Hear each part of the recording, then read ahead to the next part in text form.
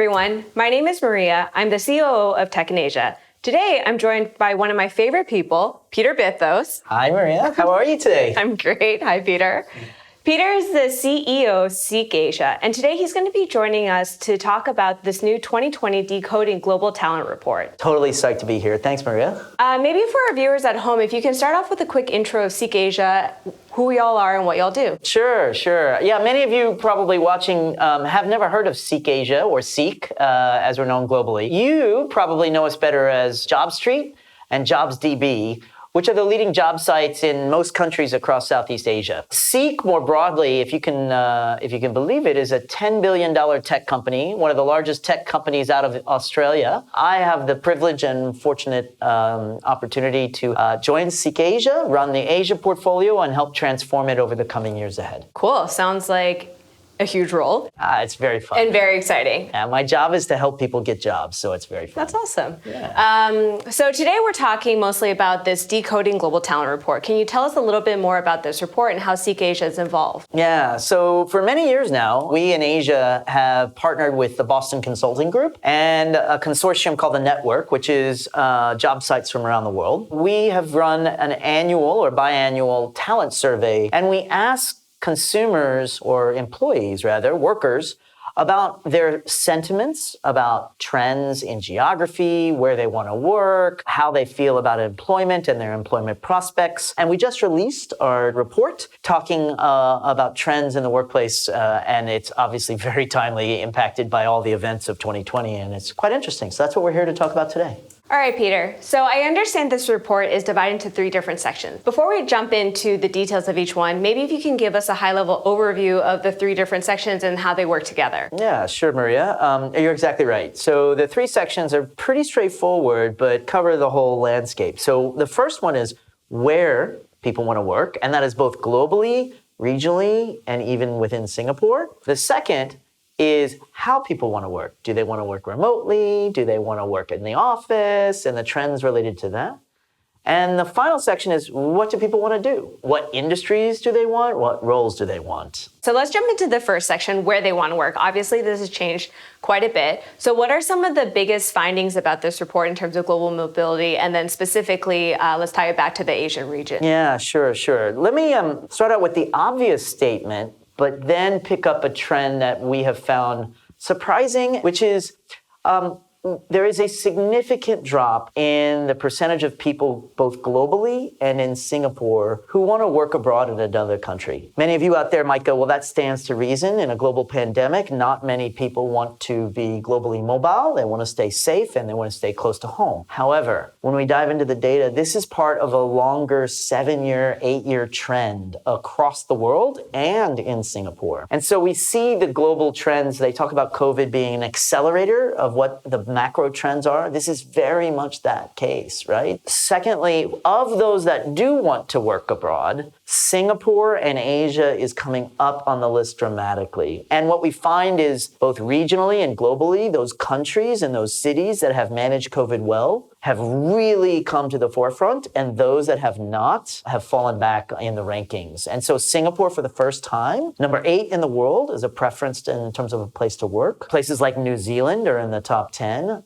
If you look at cities overall, many Asian cities are now on the list for the top 20. Even Kuala Lumpur cracks the top 20. And so that's a macro trend, I think, of people recognizing the economy as well as how the region has handled COVID, maybe compared to, say, Europe or North America. All right, so the second part of the report is how people want to work. So what are some of the findings and the top line insights that we can draw from the second part? So the first question that I think everybody's asking themselves right now is, does my employee base want to work remote or do they want to come back to work? Probably affirming what everybody's gut now is. Most people, 75% of people want to come back to work in some way, shape, or form. Only 25%, 24% of people actually want to work remotely. And so the vast majority of people either want to work some days or all the days at work. Secondly, when you dig into it, 2/3, so 63% of the 75% want to actually have a mix. sometimes in the office and sometimes at home. Certainly that's what we're seeing on our own employee base, and we think that trend's here to stay. A second interesting part of this report was the job attributes and what people are actually looking for a job, and it kind of goes more into employee motivation. Anything that you can share about this one, and then maybe specific to the Asia region as well? Yeah, so the trend we see coming out of this report is people have gone back to the most fundamentals in terms of what's important.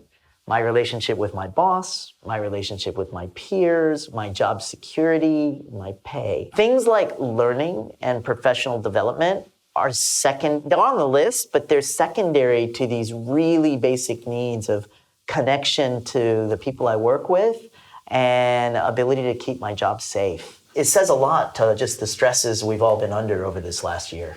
Yeah, absolutely. You kind of revert back to stability and like the core fundamentals of must-have attributes of your job before the nice-to-haves. That's right. And it's a good reminder, I think, for managers and leaders out there to continue to double down on the safety and well-being of your employee base. One thing I've noticed for sure is even managing the work-life balance of an employee, which ranks, I think, number 3 on the list, is so much more difficult in a Zoom world when you're not interacting with somebody every day and you don't have those little casual discussions or the coffees. You just have a scheduled Zoom. It puts an immense amount of onus on a leader to really ask the hard questions. How are you really doing? And also modeling good behavior, right? If you're pinging at midnight, it's kind of hard to set that tone. Yeah, that's probably the hardest thing for me.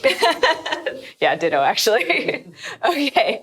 All right. Let's move on to the third section of the report, which is what kind of jobs people want to do. Obviously, sector by sector, COVID-19 has had a massive impact. Some sectors saw tailwinds, some saw headwinds. So can you give us a quick readout about, globally, which sectors are doing well and which ones are on the decline? So sectors that are in decline include travel and services, but also manufacturing as well. And the sectors that people want to go to include, first and foremost, your viewers would appreciate, tech and information services. But also you see things like marketing, HR, general management, like consulting, topping the list, possibly because it's easier to retrain than into tech, possibly because those are sectors that often service tech. For those of you who know, we all need better marketing and better marketeers. So those sectors are growth areas as well. Anything else that you're seeing from the report and the data reported around that? So employers are really thinking about, how do I get this remote balance right? That's probably the number one thing weighing on tech companies right now. The hard thing, and this is a challenge that I think tech companies will uniquely face, is the tech industry over-indexes in people wanting to work remotely. So you have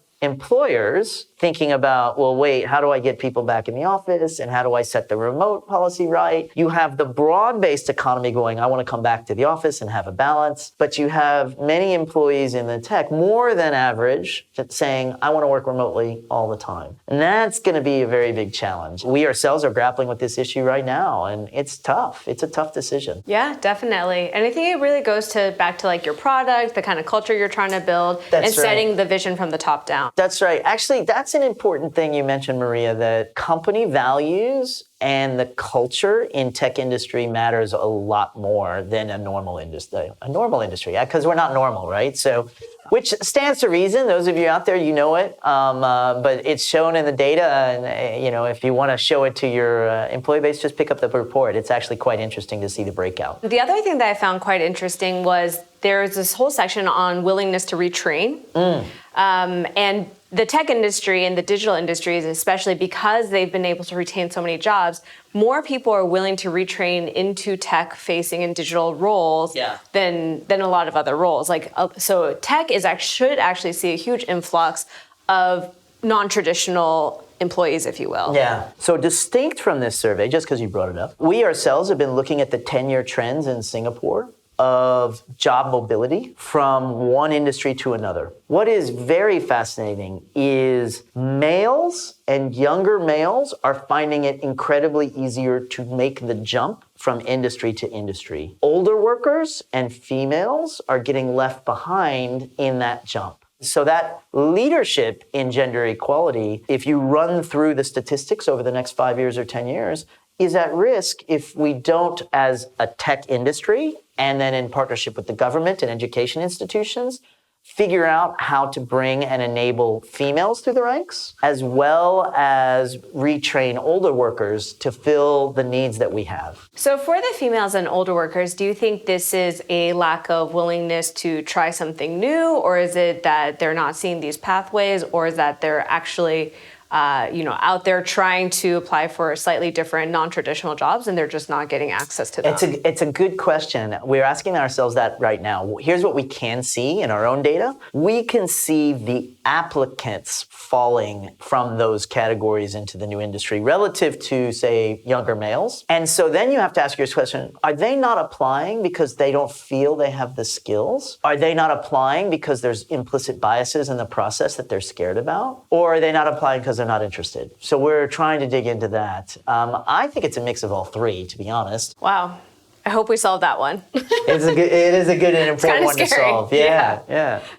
Okay, so let's bring this conversation back to takeaways for the tech audience. Okay. So if I'm a tech employer in this region, what are some of the key takeaways that I should be pulling out of the report in terms of how I shape either my own workforce strategy or talent planning strategy or even salary strategy for that matter? Yeah. So I would start with the most fundamental basics. One is the care and fundamentals to take care of your employees is first and foremost in people's minds. Second, within tech, that includes company values and your culture. And being clear on what you stand for is much more important in tech than it is in other industries. So within that context, some good news and some bad news. The good news is you have a lot of people in your organization and a lot of people globally who are now willing to work remotely for companies but living in their home and staying in their home country, right? So, for example, 55% of Singaporeans are willing to work for another company in another region, staying in Singapore and working as a remote worker. So there's a big talent pool out there of people who are willing to work remotely. The question for you and for all of us as tech individual leaders is, how do you want that policy to flight with all the other employees who want to be present in the office? And what does that mean for your office environment, for the tech tools that you need, and for the ways and practice that you work? Last but not least, we're all, especially in Southeast Asia, it is very hard to find talent. We're all going to have to invest in figuring out training new pools of talent to come through the ranks and to grow the talent pool even faster than it exists already in our markets. And we all have an accountability to do that. Great. So that's from the employer angle. And then what about for the employee angle? If you're either somebody who's looking to retrain yourself, start to access a non-traditional job based on your particular resume, any advice for them? Yeah. So first of all, if your viewers are already in tech, congratulations, you're in a growth industry and you should invest in yourself. There's lots of great platforms to build your skills these days remotely, and I would invest in that. Number two is if you fall in the category of you really like being remote, most of the people in your team, in your environment, may not feel the same way as you. Your company may want to bring people together. They may have very good reasons to bring people together. And so be a bit flexible because not everybody feels the same way as you. And number three is we all need everybody who's an employee out there. At some point, you do individual hiring for your team. I think we all have accountability for diversity and broadening the tech talent base in Asia, and that's down to the individual hiring manager. Peter, thank you so much for sharing all these incredible insights today. Maria, thank you for the opportunity. It's really great. So we've actually really only begun scratching the surface of all the insights that these three different reports have. So folks who are watching at home, please do go over to the Seek Asia website and download the rest of the reports so that you can access these great insights for yourself and your team.